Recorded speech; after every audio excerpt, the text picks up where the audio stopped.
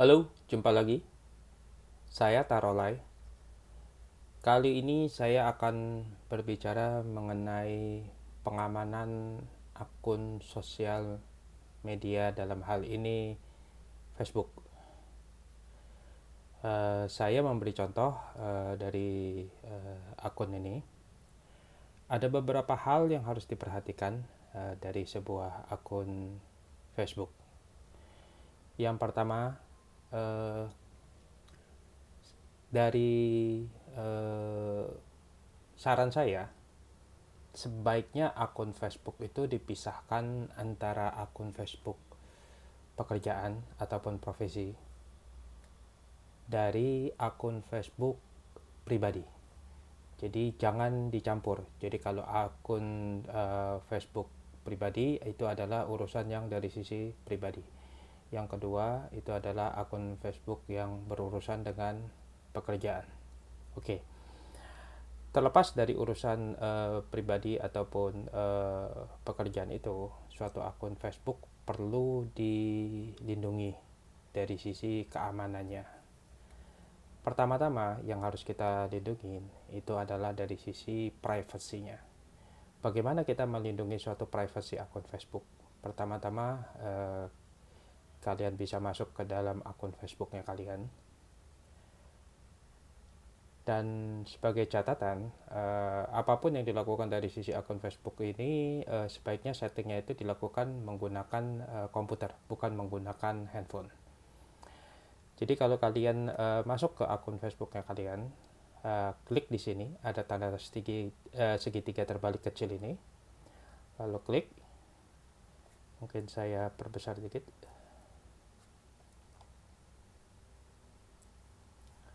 Nah, klik di sini, lalu pilih setting. Pertama-tama itu adalah dari sisi general akun setting.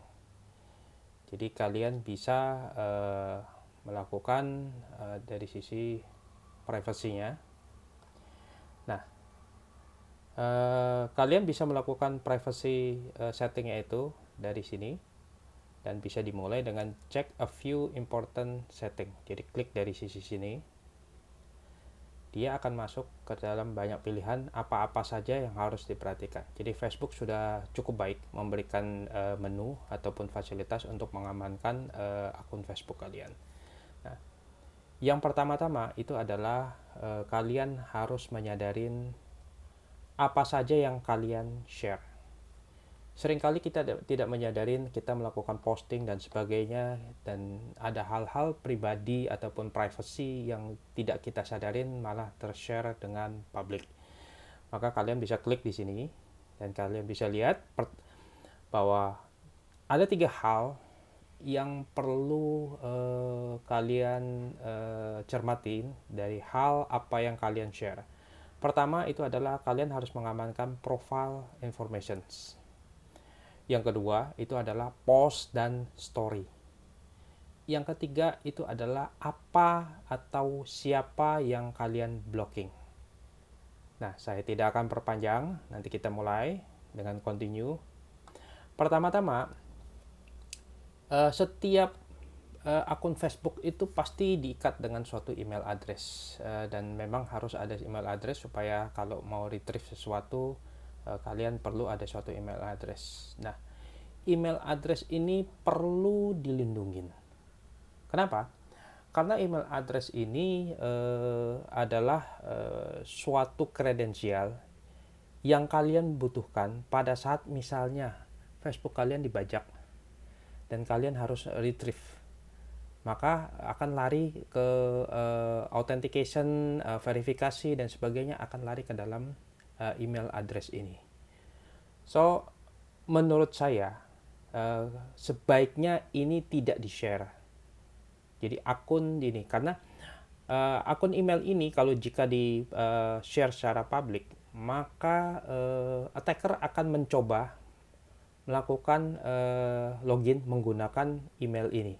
Dan email ini sendiri juga sangat mudah. Email itu sebetulnya sangat mudah. Banyak cara nanti untuk melakukan hacking terhadap email. Nanti saya akan bicarakan dengan di lain waktu, di video yang lain.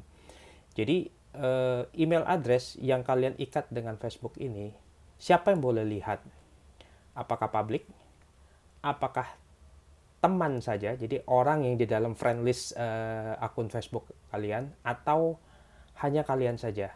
Nah, saran saya, jangan menggunakan akun email untuk akun Facebook ini adalah menggunakan akun email yang juga digunakan misalnya untuk aplikasi yang penting, misalnya internet banking atau juga aplikasi yang lain, aplikasi finansial yang lain. Jadi pisahkan email, jangan menggunakan email ini yang di dalam akun Facebook ini menggunakan email yang juga digunakan untuk aplikasi yang lain, seperti contoh yang tadi saya sampaikan tadi itu. Jadi pisahkan, jadi jangan dijadikan satu. Yang kedua itu adalah kalau dari saya menyarankan itu di blok. Jadi artinya hanya diri saya sendiri yang bisa lihat. Tetapi tergantung dengan kalian sendiri, apakah email address ini menurut kalian boleh misalnya dilihat oleh siapapun yang ada di teman list kalian, jadi friend listnya kalian gitu. Nah, nextnya lagi itu adalah day of birth. Jadi tanggal lahir. Tanggal lahir itu adalah sesuatu yang sangat kritikal. Karena ini akan biasanya dalam Facebook ini dia menggunakan tanggal ini untuk mendeklar si ini ulang tahun, ini ulang tahun dan sebagainya. Jadi data ini yang digunakan yang oleh Facebook untuk disebarkan kepada friend list kita bahwa menyatakan bahwa kita sedang ulang tahun. Nah, ini kembali lagi kepada kalian, apakah kalian mau share informasi itu sampai sebatas tanggal dan bulan saja? Artinya mereka tahu kapan ulang tahun saya, atau sampai ke tahunnya, berarti sampai orang tahu sampai umur saya berapa itu. Nah, ini kembali lagi kepada masing-masing. Apakah kalian mau memberikan informasi itu kepada teman kalian, jadi ada yang friend list, atau mau kalian buka secara publik? Tergantung. Kalau mungkin kalian sebagai ini akun Facebooknya dari seorang selebriti, ya mungkin harus di publik dan sebagainya. Tetapi balik lagi kepada si pemilik akun. Yang kedua itu adalah sama sebetulnya dari sisi tahun. Apakah kalian mau buka dari sisi kepada publik atau kepada friends atau kepada diri Anda sendiri. Nah, saran saya adalah jangan menggunakan informasi ini yang akurat. Dalam arti sebetulnya tanggal lahir diketahui publik itu cukup berbahaya. Karena apa? Ini adalah sesuatu data yang sensitif. Data sensitif ini digunakan misalnya untuk kita register di perbankan dan sebagainya. Jadi saran saya ini jangan menggunakan data yang persis sama dengan KTP Anda. Jadi ubahlah ini, karena menurut saya ini sangat mudah sekali dihack dan informasi ini bisa disalahgunakan. Itulah sebabnya kadang-kadang orang mau membajak akun perbankan dan sebagainya, paling gampang mencari informasi dari sisi Facebooknya. Jadi kalian bisa googling ulang tahun seseorang itu kapan dan sebagainya, dan itu paling gampang dari sisi akun sosial medianya. Jadi saran saya jangan menggunakan data yang sensitif ini sesuai dengan KTP, karena ini adalah kecuali kalau ini adalah akun resmi Anda dan sebagainya. Tapi kembali lagi, perlukah orang lain tahu sampai sedetil itu, sampai sedemikiannya gitu kalau orang perlu itu. Nah, selanjutnya itu adalah apakah orang perlu tahu siapa friend list-nya saya. Jadi friend list itu adalah kalau misalnya saya punya akun Facebook, friend list saya ada 100, lalu ada orang search akun Facebook saya, lalu dia mencari saya ini berteman dengan siapa saja dan sebagainya. Nah, informasi ini juga menjadi bagian dari sisi privacy. Kalian harus memutuskan apakah itu dilihat oleh publik apakah itu hanya dilihat oleh siapapun yang hanya di dalam akun friend list kalian, ataupun juga kalian bisa menentukan yang di friend list kalian kecuali. Jadi ada beberapa orang-orang tertentu di dalam friend list kalian yang kalian blok, nggak boleh ngelihat gitu. Jadi kalian punya keleluasaan untuk itu. Atau Anda hanya share kepada orang-orang tertentu. Dan pilihan terakhir itu adalah kalian nggak share sama sekali. Nah, pilihan public, friends, dan sebagainya, ini punya terutama saya mau meng-highlight itu adalah friends. Misalnya saya balik lagi tadi ini. Anggap saya sebagai seorang attacker dan kalian mengunci bahwa ulang tahun kalian itu hanya bisa dilihat oleh friends. Berarti kalau saya seorang attacker, saya mau bukan friend list kalian, tapi kalian mengunci data-data sensitif ini sebagai friend, hanya yang ada di friend list saya. Berarti attacker tidak akan bisa melihat ini. Ada cara yang lain adalah si attacker akan berusaha menjadi friend list kalian. Dia akan mencoba add kalian, lalu sampai kalau kalian approve, berarti kan dia menjadi friend list-nya kalian. Maka sesudah dia jadi friend list kalian, dia bisa melihat semua data-data informasi yang ada yang kalian set sebagai friend list. Oleh karena itu, saran saya, berhati-hatilah. Sangat berhati-hatilah dan sangat selektif siapa yang kalian accept. Siapa yang kalian terima dalam friend list. Jadi jangan sembarangan. Jadi itu sangat berbahaya juga gitu. Siapapun yang akan kalian set di situ. Jadi cukup berbahaya. Jadi jangan sembarangan di situ. Oke. Nextnya lagi itu adalah, ini kan yang tadi itu kita akan bicarakan tentang siapa yang bisa melihat friend list kita yang ada di dalam profil kita. Nextnya itu adalah siapa yang bisa melihat postingnya saya. Apakah posting-posting yang ada sekarang ini, apakah bisa semua orang di Facebook secara publik bisa melihat, atau hanya friend list aja, atau sama juga seperti ini. Jadi sangat berhati-hati siapapun yang kalian set di sini. Dan settingan yang ini itu adalah hanya kepada postingan yang sudah existing. Jadi kalian punya keleluasaan untuk set yang sekarang ini, postingan yang sudah ini itu ke siapa saja. Nah, nextnya itu adalah future post. Untuk kedepannya, kalau kalian post, siapa yang bisa melihat postingan kalian. Nah, setiap kali kalian melakukan suatu postingan, jadi saya balik ke sini, home. Kalau kalian meng-create suatu post di sini, nah, siapapun yang kalian konten apapun yang kalian isi, hari ini saya membuat video keamanan akun Facebook. Dan settingan ini berarti kan dia menjadi suatu postingan saya yang baru. Nah, postingan yang baru ini bisa berisi suatu foto atau video, dan itu bisa masuk ke dalam juga ke story dan sebagainya. Nah, setiap kalian melakukan posting, kalian harus memutuskan yang boleh melihat ini apakah public atau friend saya, atau friend kecuali orang-orang tertentu, atau hanya kepada spesifik friend tertentu.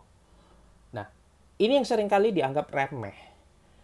Banyak orang yang asal main public aja. Nah, inilah yang saya maksud akan menjadi suatu rekam jejak. Dan rekam jejak ini akan menjadi hantu yang mungkin bagi kalian. Misalnya kalian posting foto yang konyol dan sebagainya, dan kondisi publik dan sebagainya. Berarti orang bisa melakukan searching di dalam Google terhadap postingan Facebook kalian itu yang history, yang dulu itu kalian postingan tentang apa saja dan sebagainya. Jadi meskipun kalian yang tadi itu secara setting bisa set bahwa postingan kalian yang dulu-dulu itu akan menjadi only me karena kalian tutup gitu. Tetapi sudah masuk ke dalam cache searching engine-nya dari search engine, entah Google Search atau dan sebagainya. Dan itu tidak bisa dihilangkan. Makanya ada beberapa orang yang dia mau, terutama misalnya kalian mau jadi calon legislatif, itu kalian harus berhati-hati terhadap akun Facebook kalian. Karena orang akan melakukan searching terhadap akun Facebook kalian yang dulu-dulu dan sebagainya dan mencari segala sesuatu yang akan menjadi menyerang balik secara personal kepada kalian. Nah, oke, saya sedikit ngelantur. Oke, kita akan balik lagi ke privacy tadi.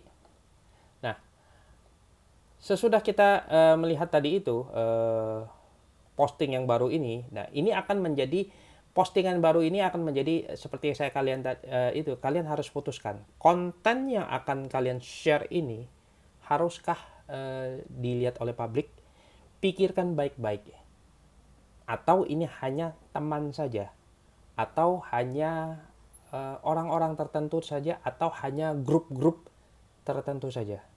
Nah, saya kasih contoh, misalnya ada postingan yang kalian masukkan itu adalah postingan yang tentang keluarga kalian, foto tentang istri atau suami kalian, foto tentang anak-anak kalian. Perlukah postingan itu ke publik? Saya kira tidak. Perlukah ke semua friend list? Ingat ya, dalam friend list kalian itu bukan monoton semua ya, artinya teman semua gitu ya. Tetapi kan teman, ada teman kerja, ada teman kuliah, ada teman sekolah, ada teman kampung, ada teman-teman geng dan lain-lain. Perlukah foto keluarga itu, terutama foto anak-anak, perlu dilihat oleh teman kerja? Teman kerja mungkin kenal ya, kalau teman kantor mungkin kenal, teman sekolah mungkin kenal, tapi sekolah juga mungkin kenal ingat. Kadang-kadang kalian juga add teman-teman sekolah tapi namanya inget tapi orangnya siapa lupa dan sebagainya. Nah, perlu nggak foto-foto sensitif keluarga dan sebagainya itu sampai dilihat juga orang-orang yang kalian sendiri juga lupa orang itu yang mana ya? Nah, perlu diperhatikan di situ.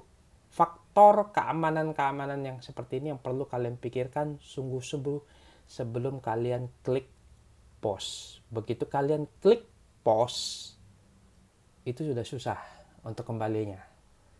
Jadi, privacy ini bukan sesuatu yang main-main. Hal yang sama itu kalau kalian misalnya bikin foto album di Facebook dan sebagainya, tentukan itu siapa yang boleh akses foto-foto itu tersebut.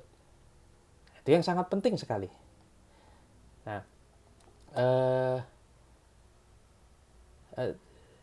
blocklist saya tidak akan membahas lebih lanjut. Jadi ini seri pertama saya mengenai dari sisi privacy check lab. Jadi siapa yang boleh melihat apa yang kalian post. Jadi semoga hari ini menjadi pelajaran berharga bahwa berhati-hatilah menjadi posting konten di dalam Facebook. Demikian video saya kali ini, nantikan video saya selanjutnya karena kita akan masih membicarakan lagi bagaimana mengamankan akun Facebook Anda.